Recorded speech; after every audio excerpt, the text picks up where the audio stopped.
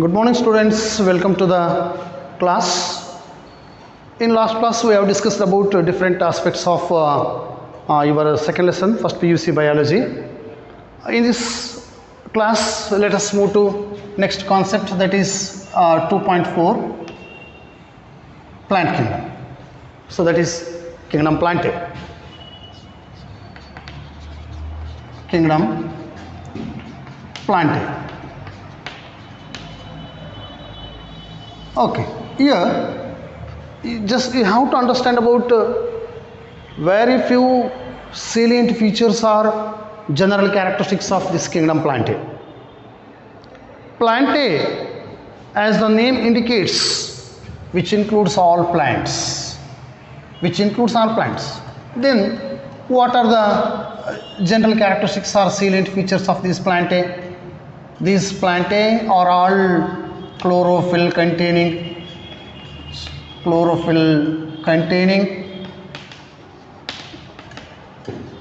autotrophic organisms.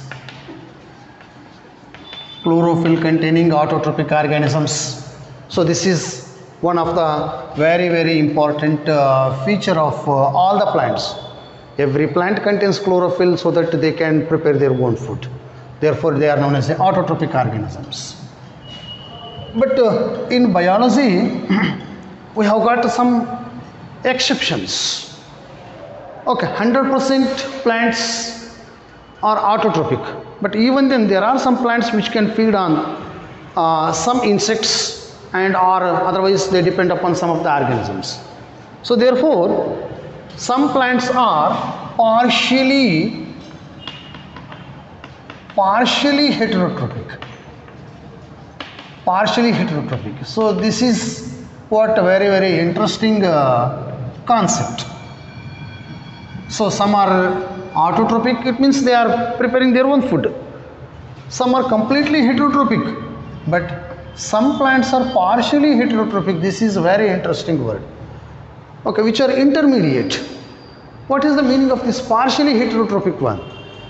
It means they are not completely heterotrophic, they are not completely autotrophic. Okay, so in this way, partially heterotrophic, it means what are those? What is the meaning of this? Or what are the examples of these partially heterotrophic organisms? For example, there are some plants which are parasitic ones. Parasitic plants. There are parasitic plants. Okay, parasitic plants. These are the plants which depend upon other living plants, are called as parasitic plants. Example is Cuscuta. Cuscuta is a parasitic plant on the branches of some other plants. And one more is there are some insectivorous plants. It means these are the plants which can feed on small insects. Okay, these kind of plants are called as insectivorous plants. Okay, what are those insectivorous plants? One is called as a pitcher plant, Nepenthes. Okay, you can call it as a pitcher plant. Okay, so this is one of the plant which can feed on the insects, and another one is called as a Venus fly trap.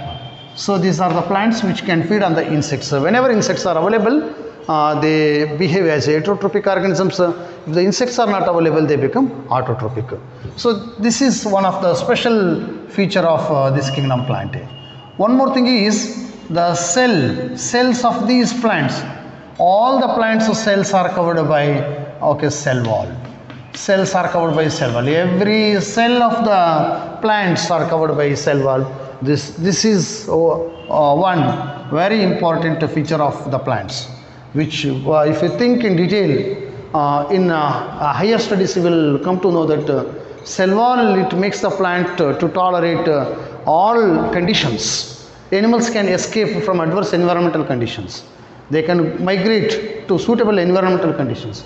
But a plant cannot go. Plant cannot migrate. They stay. They get be in their own place okay, how they are able to tolerate okay, varied environmental conditions, that is because of the presence of this cell wall. So this is one of the homeostatic behavior in case of a plants that you will learn in your higher classes. Okay, so the presence of cell wall in plants, and which is made up of a complex carbohydrate known as cellulose.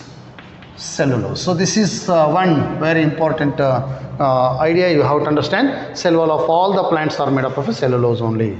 So this is one important feature of the plants. So like this we can say these are all some specific and unique characteristics of the plants. And all plants, they have, okay, in their life cycle they have alternation of generation, presence of alternation of generation.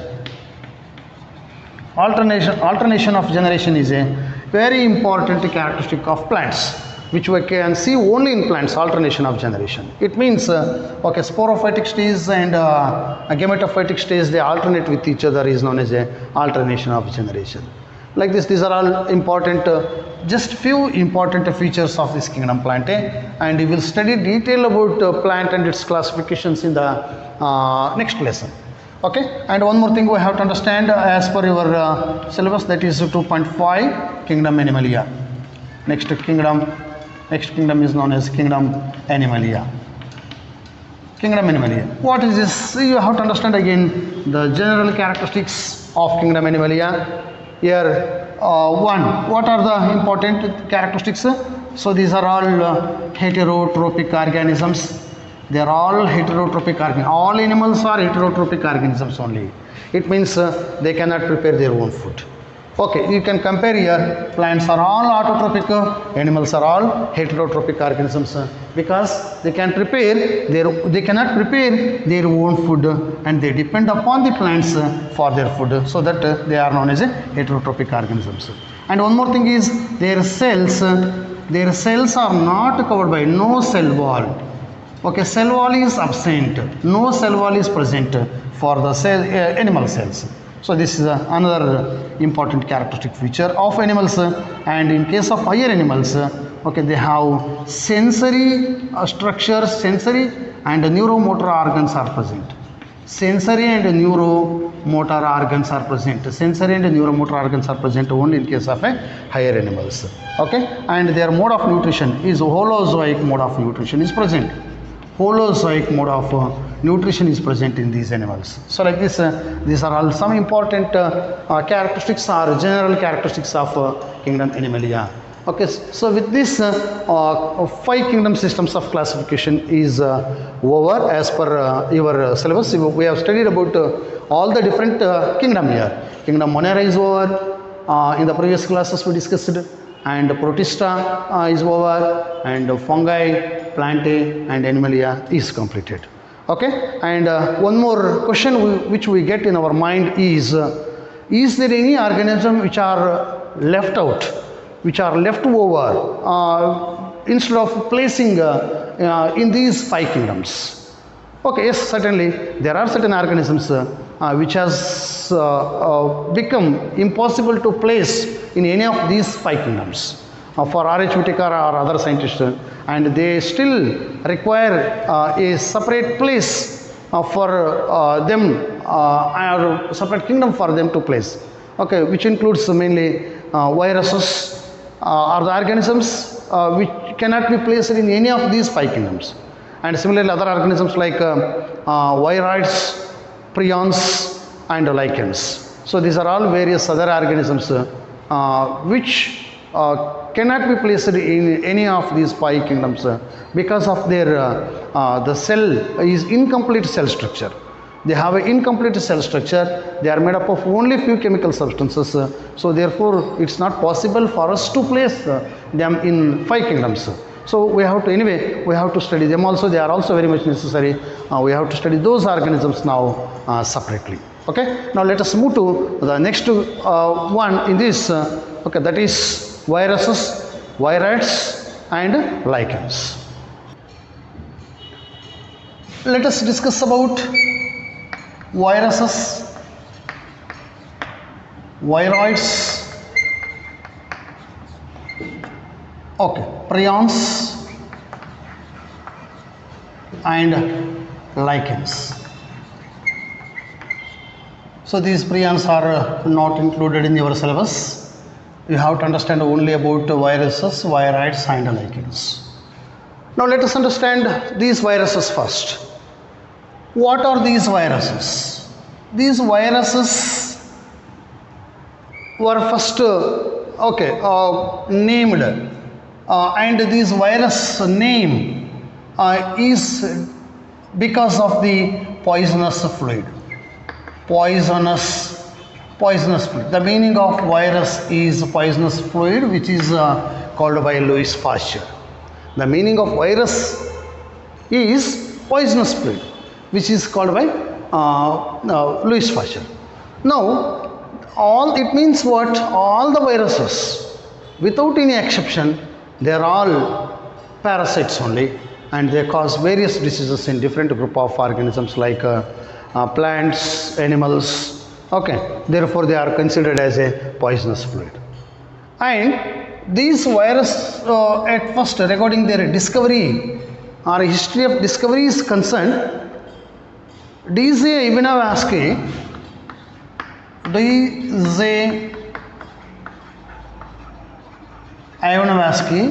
in the year 1892, he made an observation that tobacco plants, in case of tobacco plant, they were suffering from a disease, and that is because of the infection by some microorganism. Infection of tobacco plant or disease of the tobacco plant. So this tobacco plant was suffering from a disease. That disease is called as a tobacco mosaic disease, and that disease is because of some microorganism. And he called that these microorganisms are smaller. These microorganisms are smaller than bacteria. Smaller than bacteria. They understood that these bacteria, these viruses, these microorganisms, some microorganism is responsible for causing a disease. That is something responsible. But later, another scientist known as M.W. Bejernik, next scientist known as M.W. Bejernik, in the year 1898, he has taken a extract, collected a extract, he extracted infected leaf or a plant leaf from the tobacco plant. He has collected a extract, and that extract is sprayed on the healthy plant.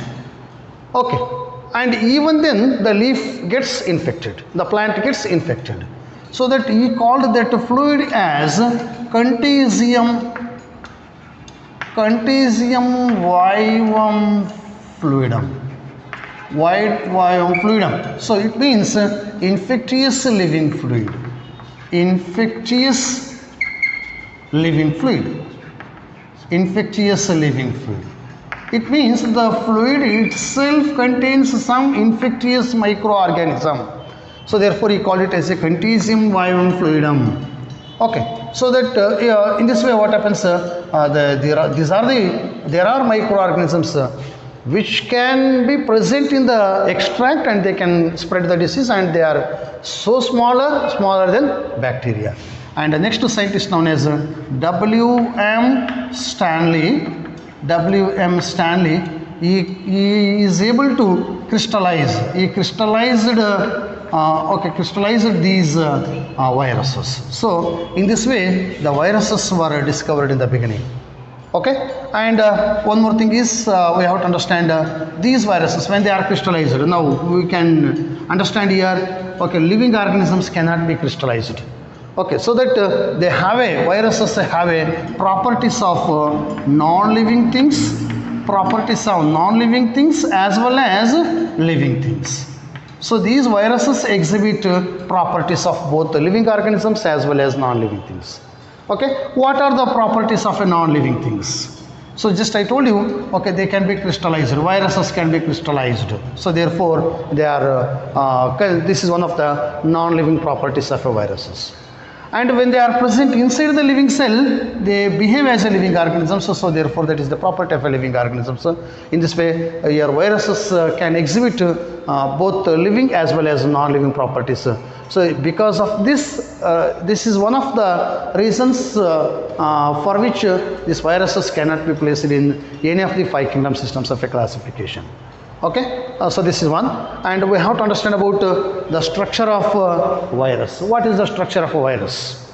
Okay, now let us understand about the structure of a virus. Regarding this viral structure is concerned, there are different structures, particularly the bacteriophage. If you think of the bacteriophage, so okay, simple diagram you can understand here.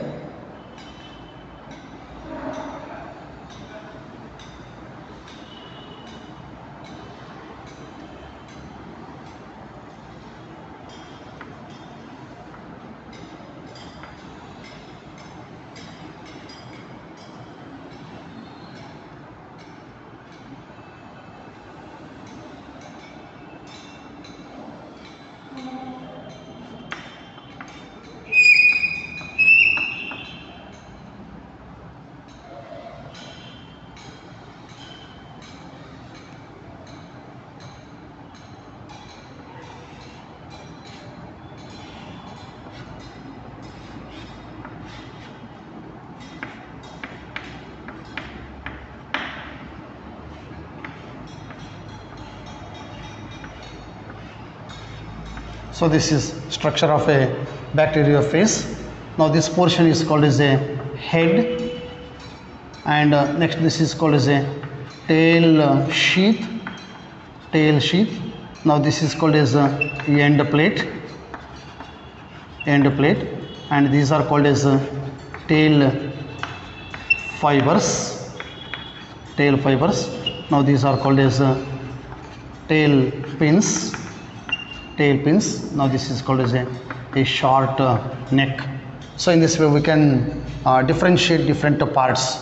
Okay, so these are all the way we can explain the structure here. Now if you think of this structure, bacteriophage, okay, here it is completely made up of 2 different chemical substances. One is nucleic acids. They have nucleic acids. So what are these nucleic acids? Either DNA or RNA is present. DNA or RNA is present. In viruses, either DNA or RNA is present as a genetic material here. In all viruses, you take any virus, either only DNA is present or only RNA is present. No virus has both DNA and RNA. No virus has both DNA and RNA. Okay, this is the question which is asked in 2020 NEET examination. No virus has both DNA and RNA together, except like they have given us some examples. The virus which has got both DNA and RNA and which is recently discovered, that is a leucovirus. But as per our textbook and as per our knowledge, we have to understand that no virus has both DNA and RNA. They have only DNA or they have only RNA. But as per recent discovery, there is a virus which has got both DNA and RNA, but which is not there in the textbook. Okay, since these viruses are made up of nucleic acids like DNA and RNA, and another one is protein.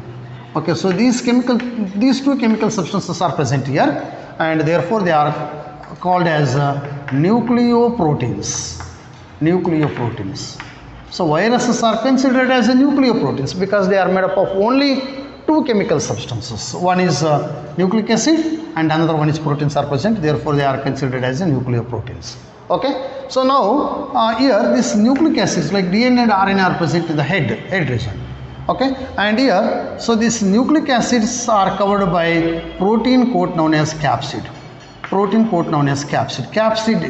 Capsid is present. Okay, protein coat known as capsid. So this entire protein coat is known as a capsid. Capsid is made up of so many smaller units known as capsomeres. Capsid is made up of many capsomeres. Okay, in this way we can explain about the structure of a virus. So this is about discovery and also the structure of virus. And next let's move to the types of viruses. Types of viruses. Viruses, how many types of viruses are present? So there are, we can classify viruses into different types. One is called as a plant viruses, and another one is called as a animal viruses, and next one is called as a bacteriophages. So like this we can classify viruses into different types. Okay, so what are these plant viruses? The viruses which can infect plants are called as plant viruses. Similarly, viruses which can infect animals are called as animal viruses, and the viruses which can infect bacteria are called as bacteriophages or phages. RT4 phases, like this we can classify. And plant viruses generally they have single-stranded RNA. Only single-stranded RNA is present. In case of animal viruses, single-stranded RNA is present, or double-stranded DNA is present. Okay, in case of animal viruses. And in case of bacteriophages, they have a double-stranded DNA molecule only. They have only double-stranded DNA molecule. So like this we can classify viruses into different groups, different types. Plant viruses which can infect only plants, animal viruses which can infect only animals, bacteriophages can infect bacteria. Okay, like this we can classify. And next we'll move to another one called as, students, let us understand about these viruses in details, something more detail. Now I told you already, viruses are all harmful only. They are parasitic forms, and we have studied about different types of viruses, that is plant viruses, animal viruses, and bacteriophages. It means viruses which can definitely infect only plants are called as plant viruses. But you should not get confused that the viruses which can infect plants can infect animals also. No, not possible here. Plant viruses can infect only plants, and in that particularly the virus which can infect to a particular plant, they can infect only to that particular plant only, not to any other plants or any other organisms. So in this way, when they infect a plant or animal or bacteriophage, they can cause different diseases. Now you have to understand about different types of viral diseases. Viral diseases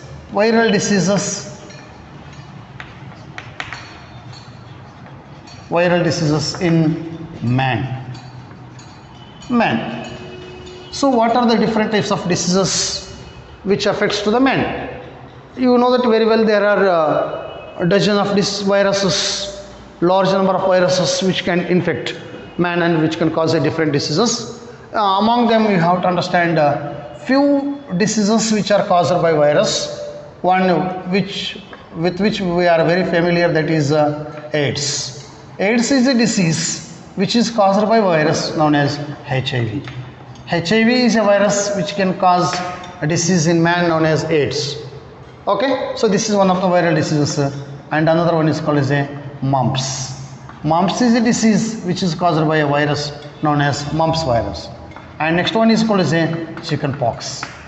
So chickenpox and smallpox, so these are diseases which are caused by virus. And another one is called as a herpes. Herpes is also caused by a virus, herpes zoster virus. Okay, so like this, these are all some important viral diseases in human being. And similarly, viral diseases in plants.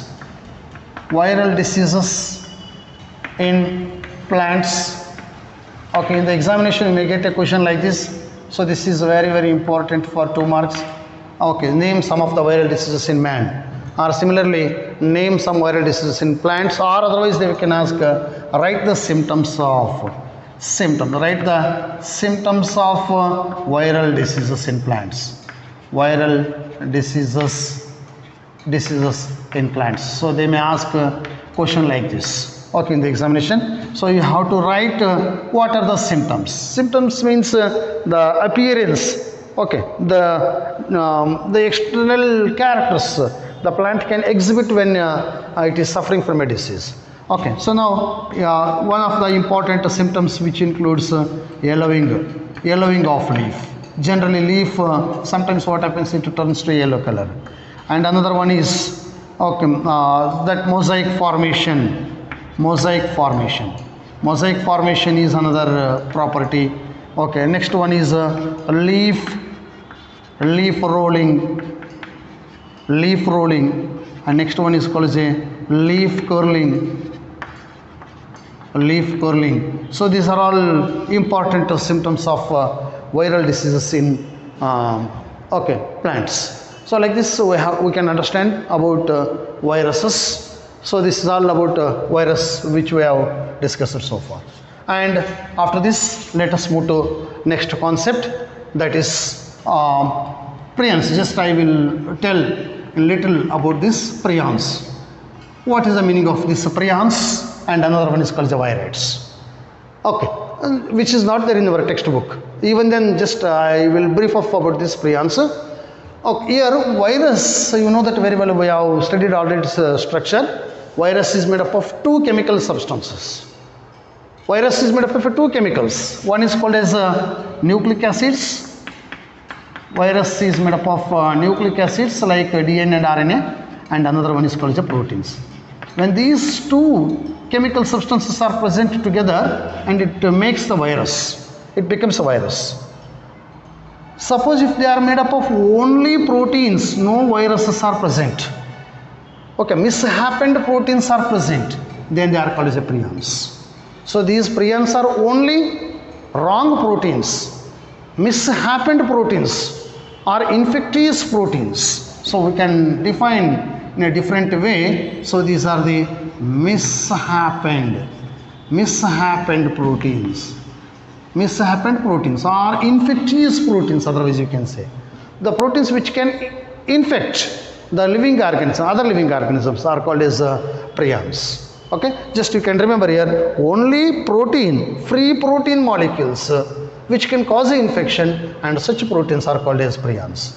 But anyway, it's not there in your textbook, and you must remember this, and we have to study in detail about viroids.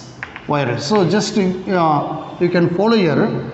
In case of prions, I told you only proteins, free proteins are responsible for causing a disease. But only free RNA molecule or free nucleic acids, free RNA. Why it is called as a free RNA? The RNA which is not surrounded by a protein molecule, therefore it is known as a free RNA. Free RNA with low molecular weight. Low molecular weight are called as viroids. It means what here? What is the meaning of this? Only RNA. This is only RNA molecule which can cause a disease. Okay. So this RNA which is not protected or it is not covered by any other molecules, therefore it is known as a free RNA molecule with low molecular weight are called as viroids. And these are otherwise you can define in another way also. These are the infectious nucleic acids. Infectious nucleic acids are infectious RNA molecule because they can infect. Okay, so these are called as viroids, and these viroids were first discovered by T.O. Diner in the year 1971. In the year 1971, T.O. Diner discovered these infectious RNA molecules, and they can cause a disease. They can cause a disease known as potato spindle tuber disease. Spindle tuber disease. So this is the disease which is caused by this viroid molecules. Okay, so you have to understand about these things regarding viroids. Why I said about the prions, that is because you have to understand here, in case of viruses are made up of two chemical substances. Prions are made up of only proteins, and viroids are made up of only RNA molecule or nucleic acids. So therefore, I told prions a little bit about that. Okay, and after this you may get in the examination for 2 marks. This question, okay, 2 marks or 3 marks or 1 mark also. You may get a question like this: what are viroids, or who discovered viroids, and name the disease caused by viroids. In this way, they may ask questions for 1 mark, or sometimes they may ask a question for 3 marks also. Then you have to write these 3 points. Okay, and after this we have to discuss next one is lichens. Lichens, the word which I already referred. We have already studied about this lichens. What are lichens here? Lichens are the symbiotic. It is a symbiotic association. It is a symbiotic association. Symbiotic association between algae and fungi. Between algae and fungi. Symbiotic association between algae and fungi is called as lichens. They live together here. Algae and fungi, they live together, therefore that association is called as lichens. And one more here, why they have to present together? Because these are chlorophyllous organisms, these are achlorophyllous organisms. Okay, the fungi depends upon algae for their food, and algae to some extent depends upon the fungi also, because fungi can absorb nutrients and they supply those nutrients to the algae. In this way, both mutually get benefited with each other. Therefore, this relationship is called as a symbiotic relationship. And in this fungi unit, that algal component is known as algal component. Algal component of lichens. Algal component of lichens is called as phycobiont. Phycobiont. Okay, and similarly, fungal component of lichen is called as mycobiont. In this way, okay, in this lichens, the 2 components, phycobiont and mycobiont, are present together. Here, both are getting benefited with each other. So these are all some important characteristics regarding this lichens. And one more thing is, these lichens generally they grow in rural areas. They grow in rural areas, okay, where there is no pollution at all. Therefore, these lichens are considered as pollution indicators. Pollution indicators. So they are considered as pollution indicators, because where lichens grows, the area is pollution free. Where lichens doesn't grow, the area is highly polluted, or it is industrial area. If lichens doesn't grow, that is industrialized area. Like this we can understand. So with this, your second lesson is completed. Thank you very much and wish you all the best.